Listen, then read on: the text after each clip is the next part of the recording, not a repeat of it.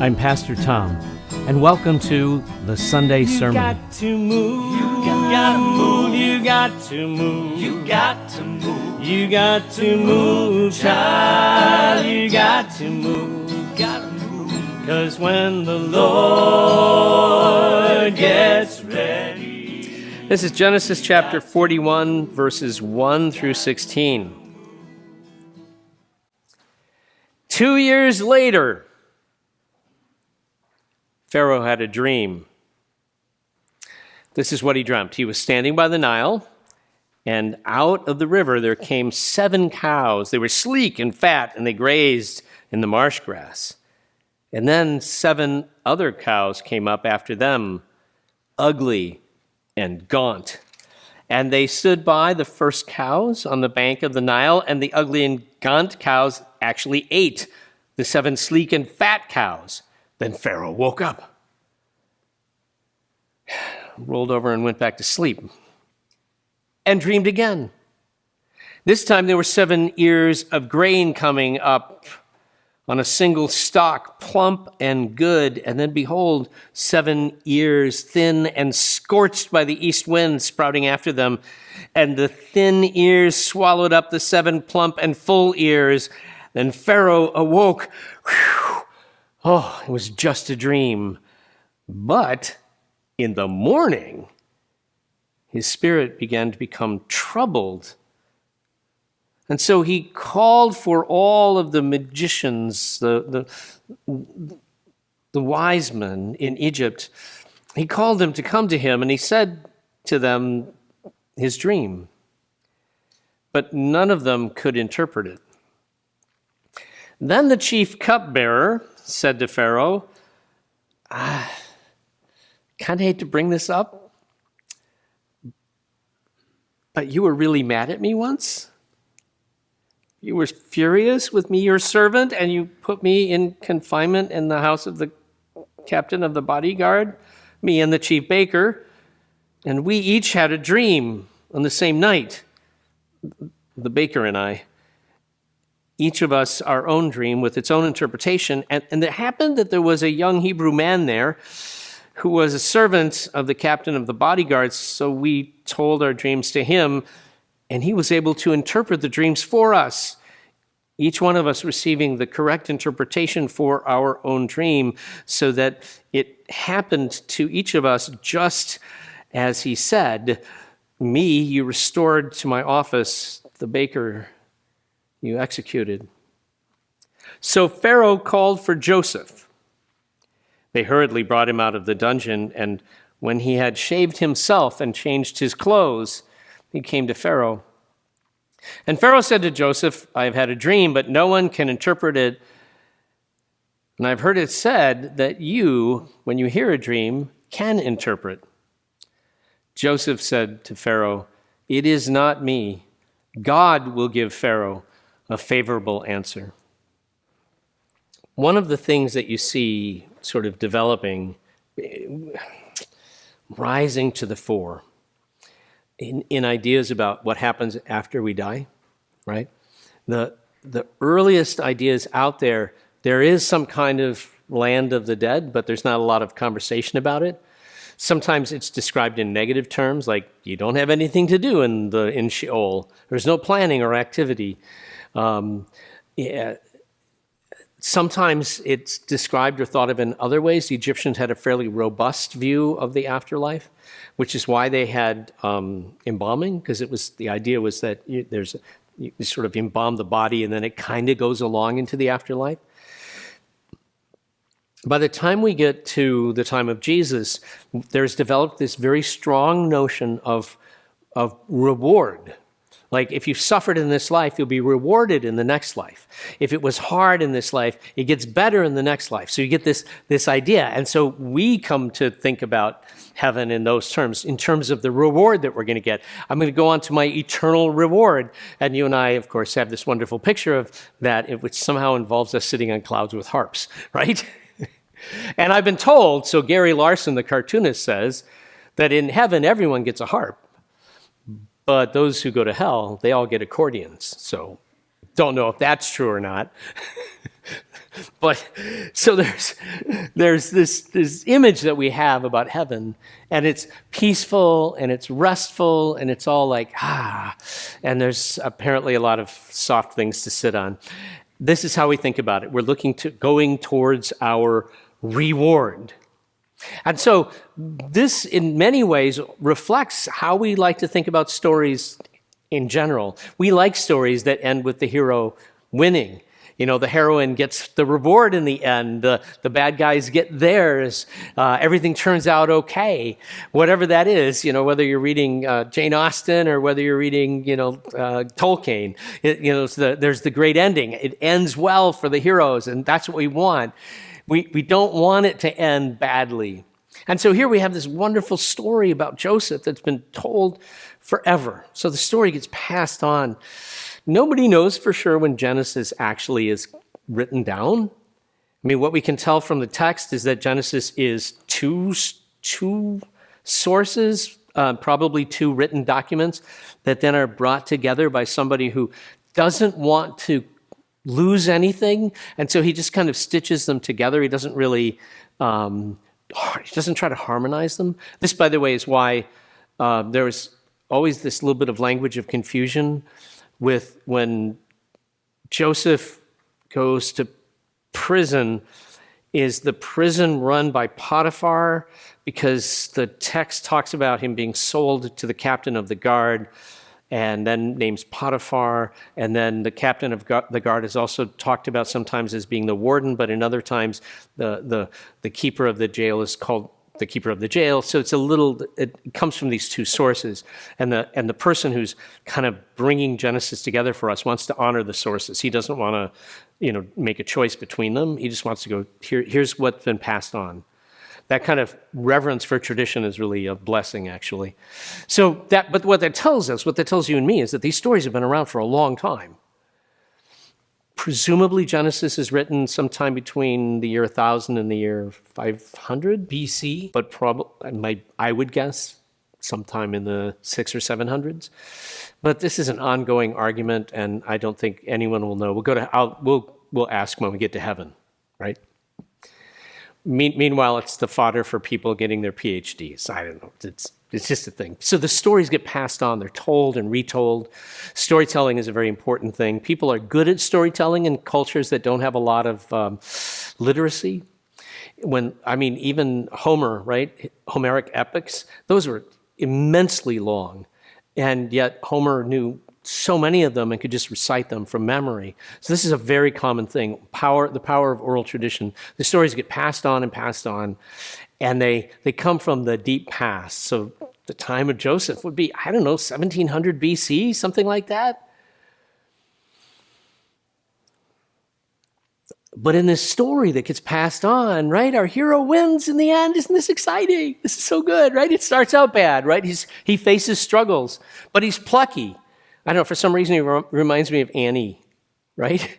From Annie Warbucks, Little Orphan Annie. It kind of, like, she's plucky and she keeps going, and eventually it turns out well. Joseph is the plucky guy. He tries really hard. He ends up a slave, but he does really well, and he rises, becomes the major domo of the estate, and then runs afoul of his owner's wife, and then the next thing you know, he's in prison, but he's really plucky, so he does really well, and pretty soon he's the guy running the prison, basically. And then he's given extra responsibility when two members of Pharaoh's court are suddenly stuck into the jail. And because they're very high-ranking individuals, he's got to take care of them. They get their own personal caretaking, and that's when he has an opportunity to interpret the two dreams. He interprets them correctly, but he says to the one who is going to survive, he says, "Do me a favor, remember me before Pharaoh." And the guy does not remember him before Pharaoh. Why? Probably because what is the job of a servant and the slave? To meet your needs. So Joseph, he needed his dream interpreted. Joseph did that. That was it. That was all that mattered.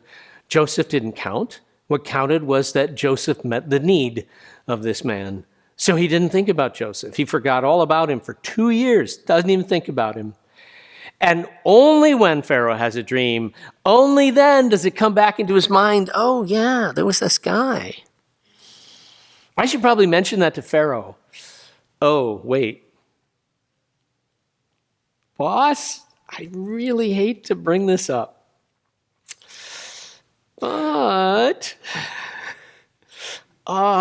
remember when you were really mad at me? Don't be mad at me again because you remember it. Well, here's what happened.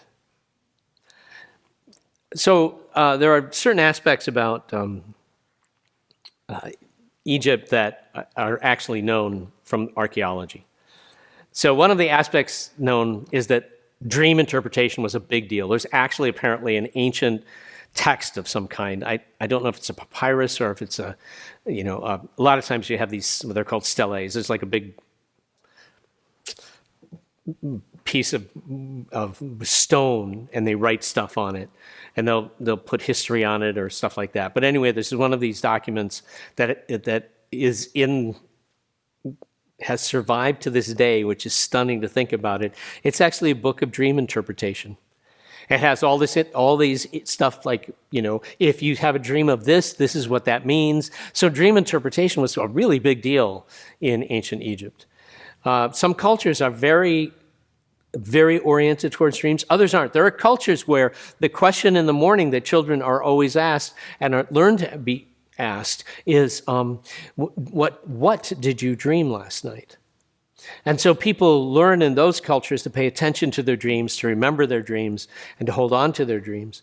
This is many cultures are this way.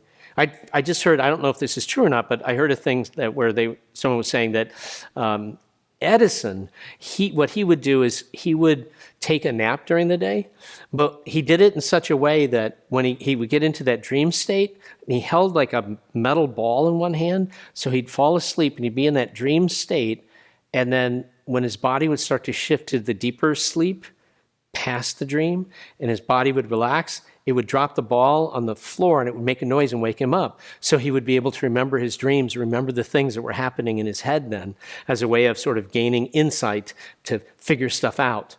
The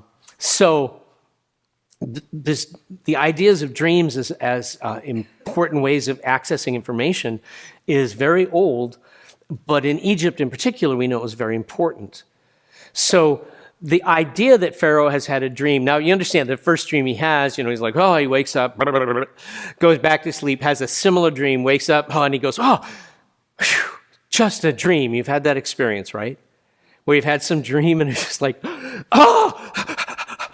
good, it was just a dream. So it's really not until morning when he wakes up and his brain is going, wait a second, was it just a dream?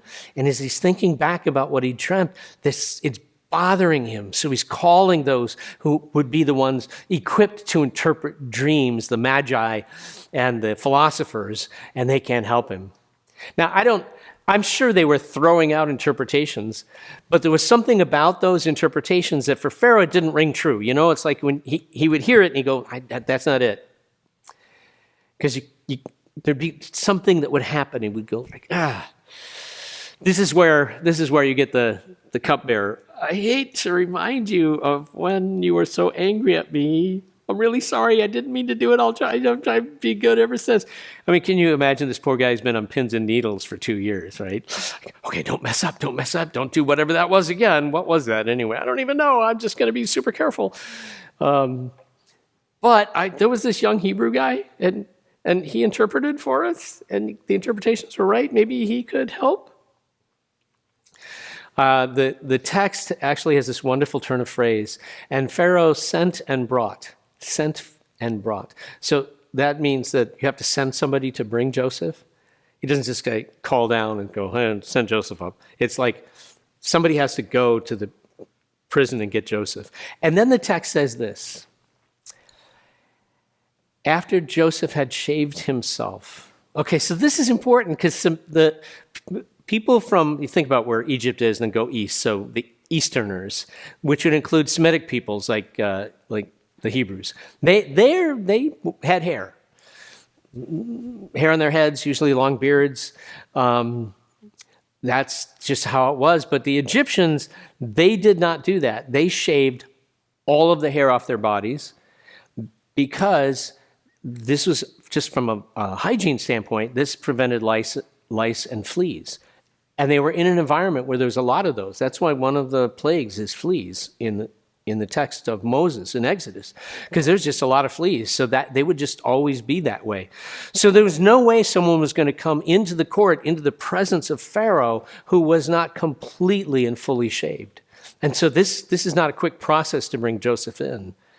So he's got to shave his head, his beard, his whole body, everything, before, and then he's got to be dressed appropriately. So not dressed in his own style, in the style of somebody growing up where he grew up, but rather in a different style, in the style of the Egyptians. Then he gets brought in for whatever is the appropriate clothing for someone in the status of a slave, but who's going to be in the presence of Pharaoh. So whatever that looks like, I don't know. But it's definitely different than how Joseph normally dresses. And he gets brought in front of Pharaoh, and Pharaoh says, like, I had a dream. I've been told you might be able to interpret. And Joseph, to his credit, this is the second time he does this in the storytelling. He says, I don't interpret dreams. It's God who interprets. But God is the one who will give you an interpretation that will be correct, Pharaoh. Presumably, when Joseph says this, Joseph means the God of his, father, of his grandfather, of his great-grandfather, the God of Abraham. Who knows what deity Pharaoh heard in his head when you use a term like that? If Joseph, because it can be interpreted fairly broadly, since the word God in Hebrew is also a plural, can mean the gods. So, however Joseph said it to Pharaoh, Pharaoh could very well have been thinking of, Ra or, Osiris or whoever, while we're understanding this, that it was the God of Abraham. Joseph would be thinking that way. But Joseph says it's God who's going to give you the interpretation. So Pharaoh was like, okay, here's what I saw. And Joseph, no hesitation in the story. He's like, here's what it means. 7 years of abundant crops, followed by 7 years of famine. The famine's going to be so extreme that no one's going to remember how good it was. They're just going to struggle, and that's what's going to happen. So here's something that is known historically.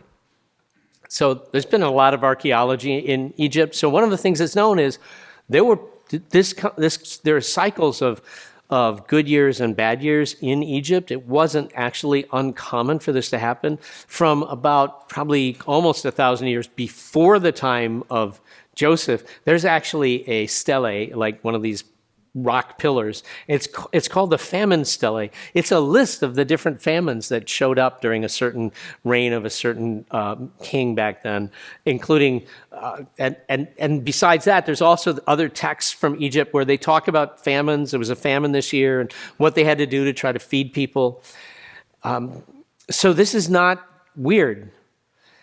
So it's the kind of thing that happened. So when Joseph is saying this, interpreting the dream this way, it is clear to Pharaoh that this is the right thing. It's that it rings true.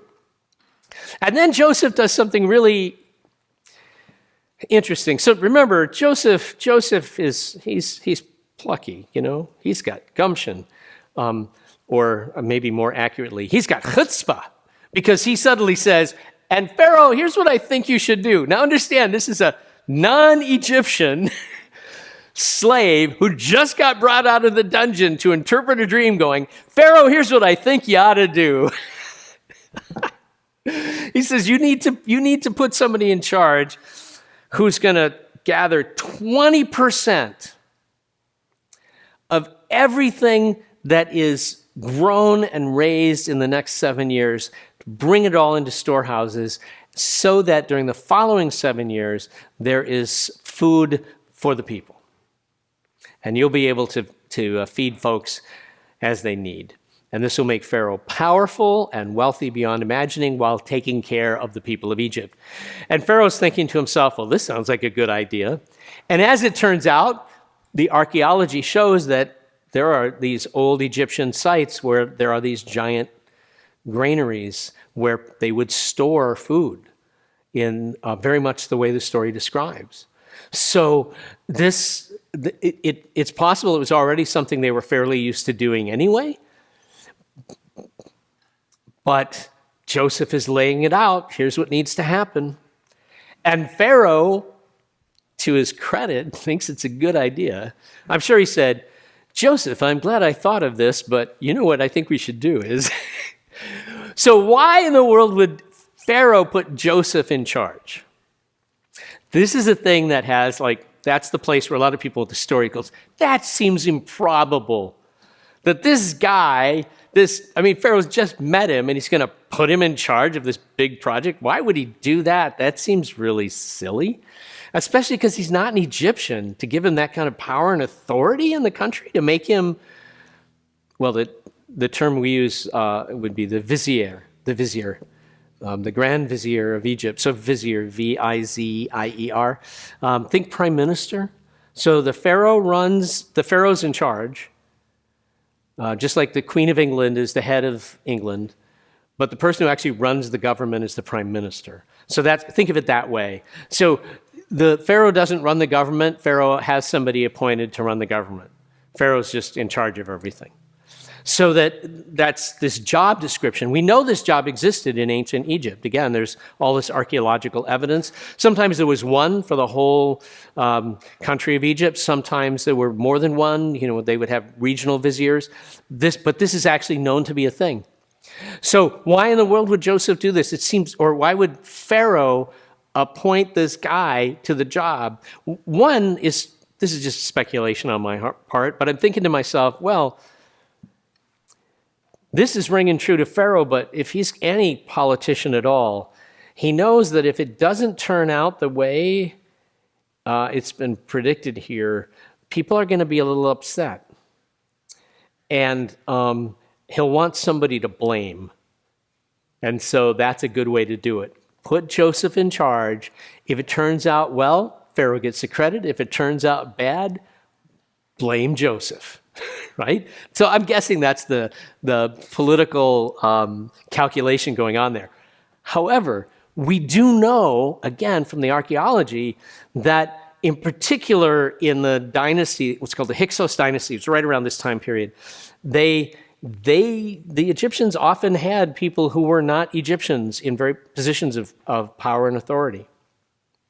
So there's actually a tomb. It was discovered about 40 years ago. And in this tomb, there's the statue representing this individual. He is clearly not Egyptian. When they painted the statue, the color they used to paint his skin is yellow. That's what the Egyptians used when they were painting different people different colors to represent where they're from. Yellow meant they were Easterners. That would include Semitic people. Guy's got hair, clearly. Much of the face on the image is destroyed, so you can't see if there's beard going. But he's got some kind of hairdo going. But what's really interesting is he's wearing a robe. And the colors in the robe show up, and the robe was shown to have been a robe woven in 3 different colors. At least 3. It was a multicolored robe. This prompts, in headlines in the news for them to go, was the tomb of Joseph discovered? And maybe not. That's not really the point. The point is that there's this evidence of someone who would have been very much like Joseph in terms of where he came from and how he dressed, who was in fact a vizier in Egypt. So the story itself has elements in it that match what we know to be the case. By the way, this is just I'm going to wander aside for a second. It occurs to me that the idea of a multicolored coat comes from the fact that Joseph gets to be the Grand Vizier, and at some point, he probably shifts back to wearing the clothing that comes from his ethnic background. So he starts to wear the typical clothing from his part of the world, which would include this type of cloth that's woven in multicolors, these stripes. And so the issue with him and his brothers wasn't that he got the fancy multicolored coat, but something more like he got the coat and they didn't get one. They were wearing the hand-me-downs, and he got a brand new coat. And it's the Egyptians who remember that to be a multicolored coat because In the Semitic lands, that would just be the kind of clothes everybody wore. That was just normal to have stripes. But in Egypt, it was like, isn't that weird? They have multicolors in their cloak. And so that's what gets read back into the story for us, that the idea that that's the clothing that he wore. And so that's how that story fits in. So that's just interesting speculation to me. So Joseph gets a new cloak, a new coat. All his brothers are angry at him. It just happens to be in these striped colors, which was typical there. But the Egyptians are like, wow, a multicolored coat. That's really unusual and interesting, so much so that it shows up in the tomb. Okay, so here we have this great story. I wanted you to know how many of the details of the story fit right into the archaeology in ancient Egypt. And you can see how the story goes. It has a happy ending.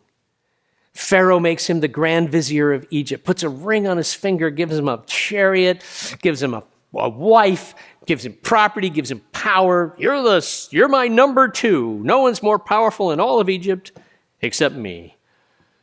And they go on they have a parade so everyone can see this, and you're like, yeah, our hero wins in the end. Our plucky hero wins in the end. He was faithful and courageous, and now look at him. He gets the reward. And there's no question that Joseph does receive enormous blessing. But what is the blessing for? So he can sit back and enjoy his retirement. I don't have to do slave work anymore. Servants, bring me another cup of water. Is that it? No. Yeah, he has power. Yeah, he has blessings. But those are there as part of ultimately, the tools. The reward is not that suddenly he has power. This is now something he's got to use. Yeah, he's got these blessings. Yeah, he's got these resources, but they're resources. He's got a job to do. His job is to save Egypt from a coming catastrophe. From our point of view, he's now in charge of FEMA. Or I guess in this case, it would be the EMA, Egyptian Emergency Management Administration, whatever. But that's his job. His number one job is that. In other words, his job is to save people. And the resources, the things that you look at and you go, reward, blessing, hallelujah, those are just that makes it possible for him to do that. Joseph starts out, and every time he enters into a situation, he does well, and then he's given more responsibility. And then even when things fall apart, he does well, he's given more responsibility, and things fall apart, and he does well, and he's given more responsibility. Jesus said it. Jesus said, the one who's faithful in little will be entrusted with much. That's what's happening. Joseph is not being rewarded. Joseph's being given more work. But with that comes the resources to do the work. The blessings that enable the work to be done. And I think about that because I wonder when those days, when we receive blessings, is God blessing us to reward us? Is God blessing us that like, oh, you suffered, I'm going to give you a blessing? Or is God blessing us so that we might have more resources to do more work? Is God really entrusting us with more work? With more things to do, with more ways to help others, more ways to produce a benefit in the lives of others, more tools to make the world a better place. And when we die and we go to heaven and we get our great reward, is it a reward? Or is it maybe the resources to do some other work that we haven't imagined yet? Some other way in which God can put us to work to create blessing and grace and mercy. I don't know. But I do know in this life, you and I are blessed. But we are not blessed so that we might be blessed. We are blessed so that we might use those blessings as resources to make this place better, to help bring about a coming kingdom. Can you find now the prayer of response? Please stand as we pray together. You have blessed me, O Lord, and for those blessings I am truly thankful. But never let me forget that those blessings are not my reward for doing well, some prize to be claimed and enjoyed. Rather, as I prove myself useful in lesser service, you entrust me with greater service. And those blessings are greater resources for blessing others in and through that greater service. So prove me faithful, equip me, and give me more to do in your love. In Jesus' name, amen. We'd love to have you join us for in-person worship Sunday morning at 8:30 at Christ United Methodist, or Sunday morning at 10:15 at Stanton United Methodist. And if Sunday morning is not your jam, join us Monday night, 6 o'clock at Christ United Methodist for Pizza Church. It's church, and then we eat pizza. Until next time, may the Lord God bless you and keep you. May the face of the Almighty be upon you, and may God grant you peace. Perfect peace. Oh, may God